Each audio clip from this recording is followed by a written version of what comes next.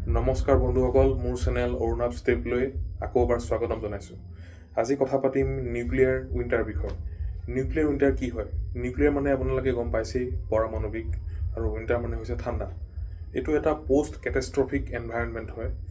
যেতিয়া দুখন দেশৰ মাজত নিউক্লিয়াৰ যুদ্ধ হ'ব, তেতিয়া নিউক্লিয়াৰ মিছাইলবোৰে ইখন দেশত গৈ পেলাই বা আন এখন দেশত গৈ ইখনক যেতিয়া মাটিত লাগি গোটেই মানুহ, বিল্ডিং, গছ গছনি জ্বলাই পেলাব, সেই জ্বলাই পেলোৱাৰ পিছত যিটো কাৰ্বন উৎপন্ন হ'ব, সেই কাৰ্বনটোৱে গৈ পেলাই পৃথিৱীখনৰ ওপৰত এটা চামনি বান্ধিব।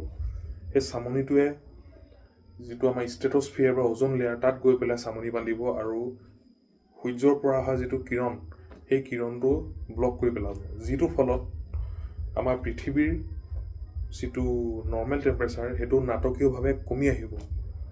তাৰ ফলস্বৰূপে যিটো আমাৰ পৃথিৱীৰ শস্য, গছ গছনি, খাদ্য, সেইবিলাক নোহোৱা হৈ যাব আৰু মানুহৰ বা জীৱ জন্তুবিলাকৰ প্ৰাণ সংকটত আহিব। নিউক্লিয়াৰ মিছাইলৰ পৰাতো মানুহ মৰিবই, আপোনাৰ 20% মানুহ সেই মিছাইলৰ আক্ৰমণত মৰিব, সেই নিউক্লিয়াৰ ৱেপনৰ আণ্ডাৰত মৰিব, কিন্তু বাকী 80% লাহে লাহে মৰিব।